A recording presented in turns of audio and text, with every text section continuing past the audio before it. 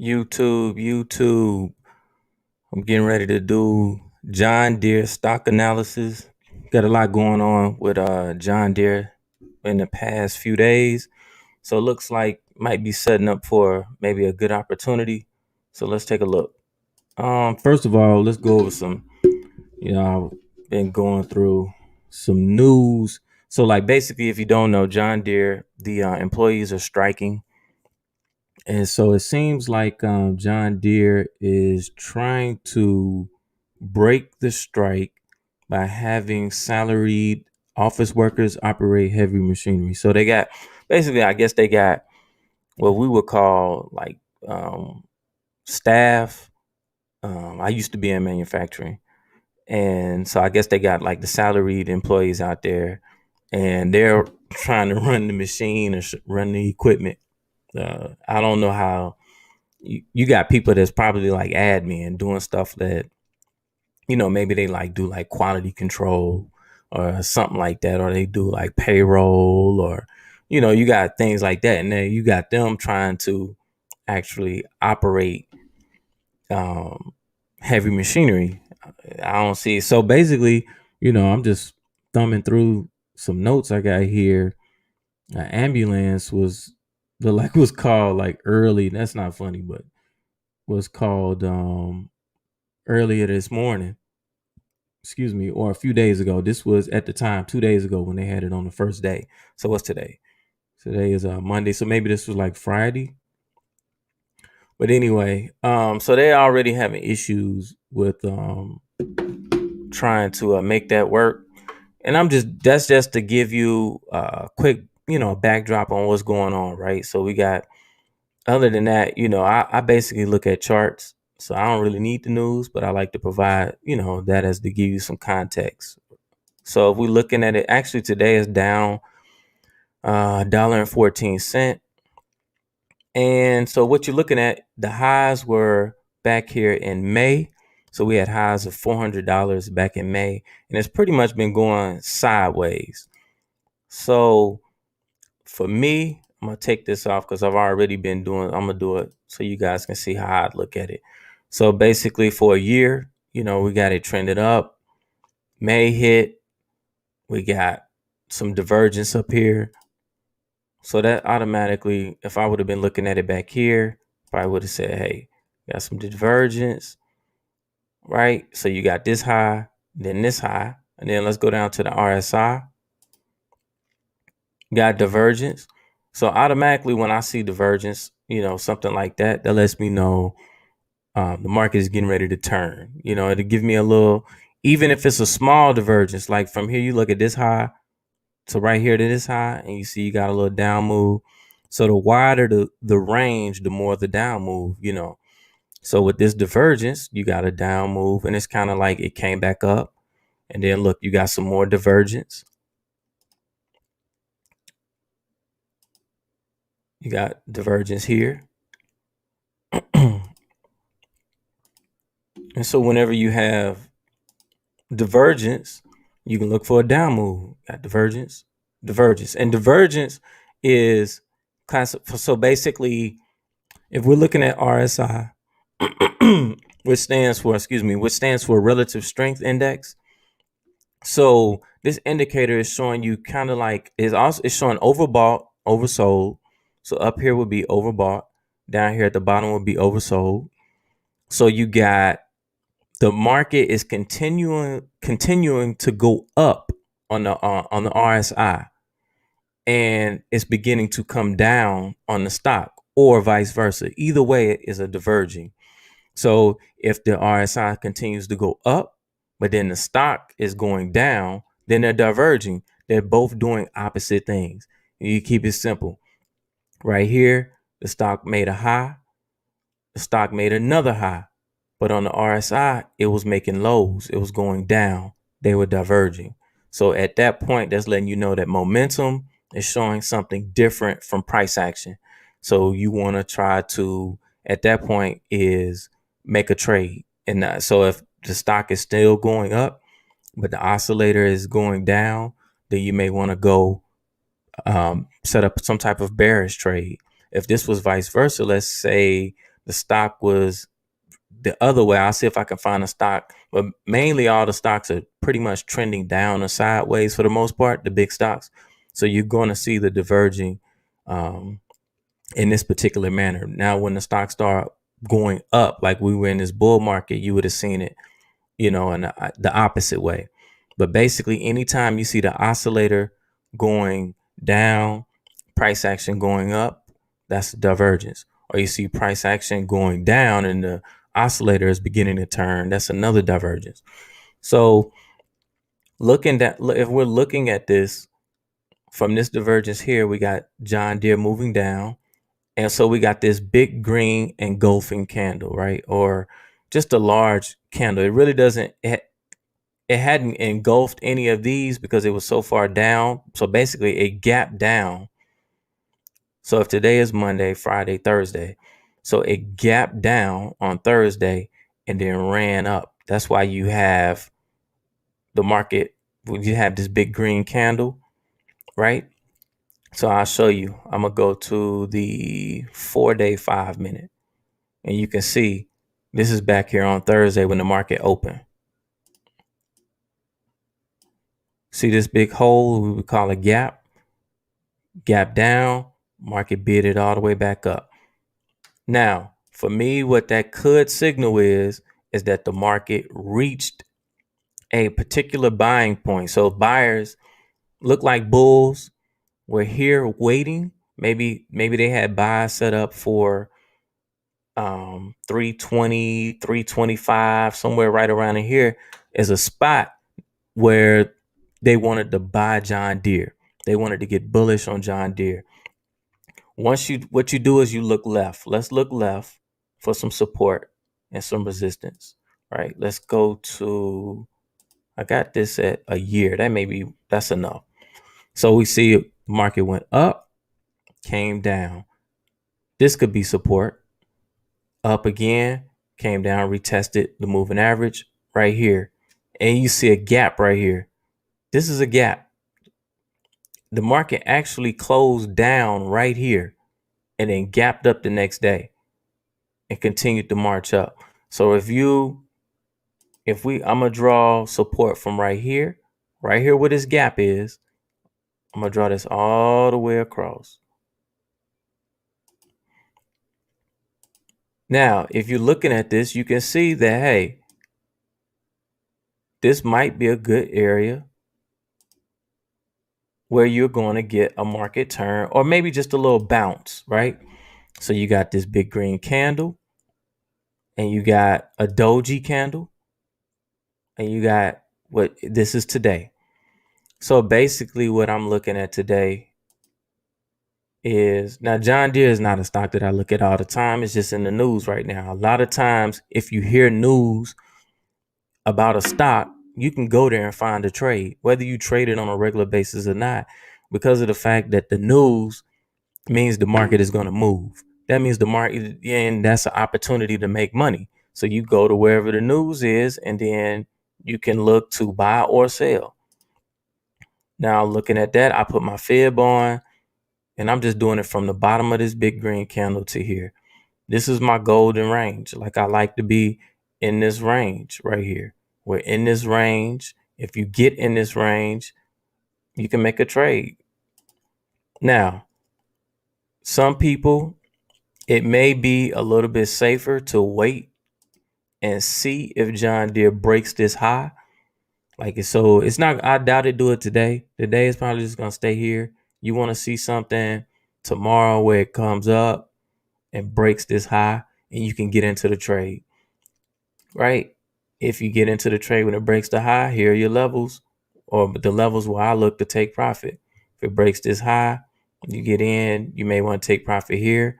That's an $8 move. Now this is a trade. This isn't like investing. This is something, it could do it in a day. It could do it in 2 days. I made a trade in Facebook, and I actually posted the chart on Twitter on Friday, and I'm out of it today. Similar type of move. Facebook is up, I think about $8 today, $9, and I'm gonna show you where I got it. I'm already out because I didn't think that. Look at it. I'm almost certain it's gonna go up here and hit this right around 340. So if you're in Facebook, I would look to get out at 340. I'm already out. I had a spread on. I put it on Friday right here. Boom, it popped up today. I closed that spread. I'm out of that trade. And so let's go back to John Deere. Similar type of move. I think it. So you could play. It's riskier. You can make more money if you get in now, or you can wait till it comes up and break this high, and then. But that means you got to hold it longer to make some money, right? So those are the trade-offs. But that's just wanted to give you guys a quick analysis or breakdown of John Deere. We got support right here at the you don't move down right there. We got support at the gap. And I could show you these little moves. Let's look at Apple. I've been talking about Apple. Look at right here. Look at this. Right here at the gap. You seeing the support bounce. So we could get something similar in John Deere, right? I'm actually gonna mark up I'm gonna put my Twitter handle in here now. Be careful. You follow me on Twitter. There are a lot. On Twitter, I'm a little bit more political on Twitter, but I do post charts on Twitter. So I will put my because I use TradingView, and then I can post my charts, my markup straight to Twitter. So you can follow me and get those like real time whenever I could be doing a chart like at night or something, and you get it. So um but right here, like with Apple, the same thing. Came down to the gap. We're seeing a little up move. We got a hammer candle right here, and it's moving up. So this is a little head and shoulders. You got your shoulder. Let's see how I'm gonna do this. One shoulder, head. This is a reverse head and shoulders. Another shoulder right here. Right? Boom. So you got down shoulder, head, shoulder. Now you draw a trend line from the neckline. You would like for the neckline to be clean. You like it to be straight across, but you can have your neckline here or at the moving average, and you're in right here, right? If you're trading this, now I'm just marking. I'm not in all these trades. I'm just going through them as I see them. Boom, boom. This is a live market. Can't trade them all. So pick whichever one, the ones that you're confident in. So something like this, you could get in, put your stop below this low or below. I would go below this hammer candle, like right here, and look for somewhere up in here to take profit, right? It's above the 50 on the RSI. Just be careful. From what I understand, I think Apple is they have earnings on October 28th. So that's 10 days from now. So if you're day trading this or you're going to swing trade it, you want to be in and out before earnings. Earnings could make it jump up, but earnings can also make it gap down. So I've seen it go both ways. I don't like holding trades through earnings unless I got a defined risk options trade on, where I got like I buy the option and the most I can lose is what I pay for it, and I'm cool with losing that money. Other than that, be careful with like shares or selling options, like selling a put. And unless you're willing to own Apple, which ain't, a lot of people like, you sell a put, is Apple. It pays dividends. You don't mind owning it because you're like, well, at some point it's going to come back up. So just as long as you know the risk in it. But I mainly want to do this video with John Deere, just talk about this is the beginning of a potential move. Now it could always come down here. If it comes down and takes out this low, this whole setup is that invalidates this whole setup. So we can't have it go past this low, which is about $11 down. So, I may look at it towards the end of the day. I want to see where it ends up, and maybe I'll do some type of option trade. Let's look at the option market in John Deere, because obviously you want to be in something that is liquid on the option side. So I'm gonna automatically come to the monthlies. You don't see a lot of options, right? You got markets are, I don't know, you got 20-cent wide markets on a $300 stock. It's not too bad. You got some, I like to see thousands over here in the contract, in the open interest. And I don't see a whole lot. You got 1,000 contracts here at the 320 strike. So I'm guessing 1,000 contracts open interest right here at the 31 delta. You probably got people here selling puts at 320. I'm almost certain. You got people selling puts. This is the 320. So there are people that that see this as well, just like I do. So let's go back here and look at it again. You see, let me see if I can bring my because I don't know if you guys can see it. I want to bring up my little doodle. I'm gonna draw on there because I want you to see exactly what I'm looking at. If it comes up, come on now. There you go. I want to draw on that. Come on, don't try to make me buy nothing right now. Give me the pen.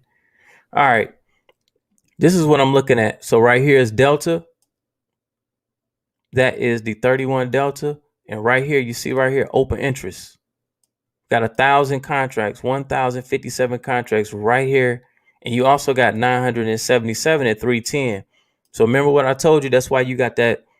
That's why we got that big candle right there. That's what it. People. Let me take that off. People were waiting. People were waiting right here as a buy opportunity. Let's go back to. Let's look at the 1 year. See that gap? People were waiting right here. That's 320. Right here is where you see the action at 320. So that's good support. So people will you have buyers waiting on that. And you say, well, you could be asking me like, how do you know? This is the put side. You know, I doubt very seriously some people came in and bought puts at 320. There would be no reason to buy a put at 320 unless I just don't see that means the market will have to go down some like another 10, 12 bucks to make money on that put. And I don't see equal calls. So it doesn't look like a strangle. You would see 1,000 here and you would see something equivalent to it over here on the call side, and we don't see it. So they're not buying calls. And in my opinion, they're selling puts right here, either puts or put spreads. You could be selling a put or you could sell a put spread. Basically, come here, sell that, and then buy that for a 210 credit. Or you just sell the naked put and collect $5 premium. So that's what I think, in my opinion, that's what that trade looks like. Selling that put right there, and you got this big move and you got a little pullback. So, like I said, this is one to watch. It's definitely on my radar for the next, I don't know, few days. I'm gonna be looking at this. So hit the like button, hit the subscribe button, because I'm sitting here looking through stuff. So I don't have like a specific time where I'm gonna go live all the time. When I see the setups, I come in and I put them on there. If you got a particular stock that you want to see me do, like markup or give you what I think, or, maybe put up like a little mock trade, let me know, put it in the comments or something like that, and I will look up the stock. If you're on here live, you can, put something in the comments. I'll see it and I'll look up the stock and tell you what I think. Hit the like button, hit the subscribe button, share. I'm always going through live stuff. I like to be on here live when the market's moving so you can get real live stuff that you can take action on. And with that, I'm out. Peace.